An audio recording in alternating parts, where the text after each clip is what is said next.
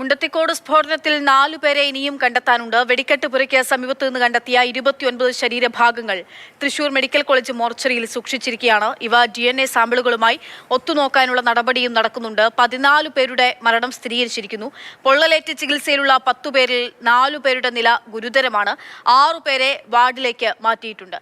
അരുൺ ശങ്കർ വിവരങ്ങളുമായി ചേരുകയാണ്. അരുൺ, 4 പേരെയാണ് ഇനിയും കണ്ടെത്താനുള്ളത്.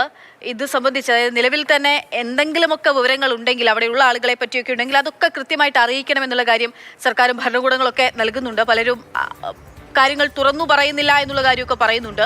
ഇപ്പോൾ എങ്ങനെയാണ് ഈ 4 പേർക്കായിട്ടുള്ള കണ്ടെത്തലിന് അതിനു വേണ്ടിയിട്ടുള്ള നീക്കങ്ങൾ നടക്കുന്നത്? ഒപ്പം തന്നെ DNA സാമ്പിളുകൾ, DNA പരിശോധനാ ഫലം എപ്പോഴാണ് ലഭ്യമാവുക? ഈ കാണാതായെന്ന് പറയുന്ന 4 പേരുടെ കാര്യത്തിൽ DNA പരിശോധനാ ഫലമായിരിക്കും നിർണായകമായിരിക്കുക. 10 മൃതദേഹങ്ങളായിരുന്നു ലഭിച്ചത്. ആ 10 മൃതദേഹങ്ങളിൽ 9 മൃതദേഹങ്ങളും തിരിച്ചറിഞ്ഞിട്ടുണ്ട്. 10ാമത്തെ മൃതദേഹം തിരിച്ചറിഞ്ഞിട്ടില്ല. അത് കത്തിക്കരിഞ്ഞ നിലയിലാണ്.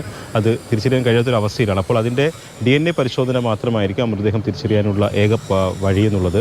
അതോടൊപ്പം തന്നെ 28 ശരീരഭാഗങ്ങളും DNA പരിശോധനയ്ക്കായി കഴിഞ്ഞ ദിവസം തിരുവനന്തപുരത്തേക്ക് അയച്ചിട്ടുണ്ട്. 2 ദിവസത്തിനകം അതിൻ്റെ പരിശോധനാ ഫലം വരും. ഇപ്പോൾ ഫോറൻസിക് സർജൻ ഹിതേഷ് ശങ്കർ പറഞ്ഞിരിക്കുന്നത് ആ 28 ശരീരഭാഗങ്ങളിൽ 2 പേർ ഉണ്ടാകും, കുറഞ്ഞത് 2 പേർ ഉണ്ടാകുമെന്നുള്ള കാര്യം ഉറപ്പാണ് എന്നുള്ളതാണ്. അതായത് ശരീരഭാഗങ്ങൾ വെച്ച് നോക്കുമ്പോൾ 2 പേരുടെ കാര്യത്തിൽ ഒരു തിരിച്ചറിയൽ ഉണ്ടാകുമെന്ന് അദ്ദേഹം പറയുന്നുണ്ട്. അതിൽ കൂടുതൽ ആളുകളുടെ കാര്യത്തിലും ഒരു പരിശോധനാ ഫലം ഉണ്ടാകാം. പക്ഷേ പൂർണ്ണമായിട്ടും 2 പേരുടെ കാര്യത്തിൽ എന്തായാലും കുറഞ്ഞ പക്ഷം അതിനകത്ത് ഒരു ഐഡൻറ്റിഫിക്കേഷൻ ലഭിക്കുമെന്നുള്ളതാണ് ഹിതേഷ് ശങ്കർ പറയുന്നത്.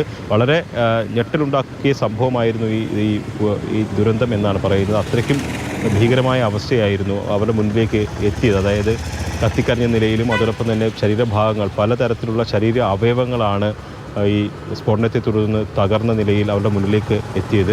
അവരൊക്കെ തന്നെ ചില ഐഡൻറ്റിഫിക്കേഷനൊക്കെ നടക്കുന്നത് ശരീരത്തുള്ള മോതിരമൊക്കെ തിരിച്ചറിഞ്ഞുകൊണ്ടാണ്. ആനവാൽ മോതിരവും അത്തരത്തിലുള്ള മോതിരങ്ങളും അതോടൊപ്പം തന്നെ കടുക്കൻ ഉൾപ്പെടെയുള്ള വെച്ചിട്ടാണ് പ്രാഥമികമായിട്ടുള്ള തിരിച്ചറിയലൊക്കെ നടത്തിയിരിക്കുന്നത്. പക്ഷേ ഫോറൻസിക് പരിശോധനയുടെ ഭാഗമായി DNA പരിശോധന നടത്തി മാത്രമേ കൃത്യമായിട്ട് ഇതിൻ്റെ ഒരു ഐഡൻറ്റിഫിക്കേഷൻ സ്ഥിരീകരിക്കാൻ കഴിയുള്ളൂ. അതാണ് ഇപ്പോൾ നടന്നുകൊണ്ടിരിക്കുന്നത്. ഇപ്പോൾ 30ഓളം ശരീരഭാഗങ്ങൾ നിലവിൽ ഈ മോർച്ചറിയിലുണ്ട്. അവയുടെയും DNA പരിശോധന നടത്തുമെന്ന് ഫോറൻസിക് വിഭാഗം അറിയിച്ചിട്ടുണ്ട്. അതിനു വേണ്ടിയിട്ടൊരു മൊബൈൽ യൂണിറ്റ് സജ്ജമാക്കാൻ സർക്കാരിനോട് ആവശ്യപ്പെട്ടിട്ടുണ്ട്.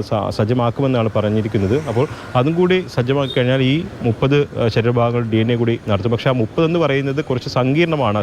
DNA പരിശോധനയുടെ ആ ശരീരഭാഗങ്ങളുടെ ഐഡൻറ്റിഫിക്കേഷൻ ഉറപ്പാക്കാൻ കഴിയുമോ എന്നുള്ളൊരു സംശയമുണ്ട്. കാരണം DNA പരിശോധന നടത്തുന്നതിന് കൃത്യമായ ശരീരഭാഗങ്ങളുടെ ആവശ്യകതയുണ്ട്. അപ്പോൾ ഈ 30 എന്ന് പറയുന്നത് ഒരു പക്ഷേ DNA പരിശോധനാ ഫലം അതിലൂടെ ലഭിക്കാൻ കഴിയാത്തതാണ് ഇവിടെ നിലവിൽ വെച്ചിരിക്കുന്നത്. അവ ഈ മൊബൈൽ യൂണിറ്റ് വഴി പരിശോധിക്കുമെന്നാണ് അറിയിച്ചിരിക്കുന്നത്. ഇതിൽ ആശ്വാസമായ ഒരു കാര്യം 4 പേരെ സംബന്ധിച്ച്, അതായത് ഇപ്പോൾ ആശുപത്രിയിൽ കഴിയുന്ന 4 പേരുടെ നില ഗുരുതരമായി തന്നെ തുടരുകയാണ്. അതിൽ ഏറ്റവും അതീവ ഗുരുതരമെന്ന് പറയുന്നതിന് ലൈസൻസിയായ സതീഷിൻ്റെതാണ്. അദ്ദേഹം വെന്റിലേറ്ററിൽ തന്നെ തുടരുകയാണ്. മറ്റു 3 പേരുടെ കാര്യത്തിൽ ആശാവഹമായിട്ടുള്ള ഒരു ചെറിയ പുരോഗതിയെങ്കിലും ഉണ്ടായിട്ടുണ്ട്. ഇതിനകത്ത് ഉണ്ണികൃഷ്ണൻ, രാകേഷ് എന്നിവരെ ഡയാലിസിസിന് വിധേയമാക്കിയിട്ടുണ്ട്. വിഷ്ണുവിൻ്റെ ആരോഗ്യസ്ഥിതിയിലും ഒരു നേരിയ പുരോഗതി ഉണ്ടായിട്ടുണ്ട്. അതൊക്കെ വലിയ നേരിയ പുരോഗതിയാണെങ്കിൽ പോലും വലിയ ആശ്വാസം നൽകുന്ന കാര്യമാണ്. 6 പേരുടെ കാര്യത്തിൽ അവരുടെ ആരോഗ്യസ്ഥിതി മെച്ചപ്പെട്ടിട്ടുണ്ട്. അടുത്ത ദിവസങ്ങളിൽ തന്നെ അവരിപ്പോൾ വാർഡിലേക്ക് മാറ്റിയിരിക്കുകയാണ്. അവരെ അടുത്ത ദിവസങ്ങളിൽ തന്നെ ഡിസ്ചാർജ് ചെയ്യാൻ കഴിയും എന്നൊരു പ്രതീക്ഷയിലാണ് ഡോക്ടർമാർ മുന്നോട്ട് പോകുന്നത്. ഇവരൊക്കെ തന്നെ 24 മണിക്കൂർ നിരീക്ഷണത്തിലാണ്. ഈ ICUയിൽ കഴിയുന്നവരൊക്കെ തന്നെ 24 മണിക്കൂർ നിരീക്ഷണത്തിലാണ്. അവർക്ക് ഏറ്റവും വിദഗ്ധ ചികിത്സ തന്നെ ലഭ്യമാക്കിയിട്ടുണ്ട്. ഡോക്ടർമാരുടെ നിരീക്ഷണവും 24 മണിക്കൂറും തുടരുകയാണ്.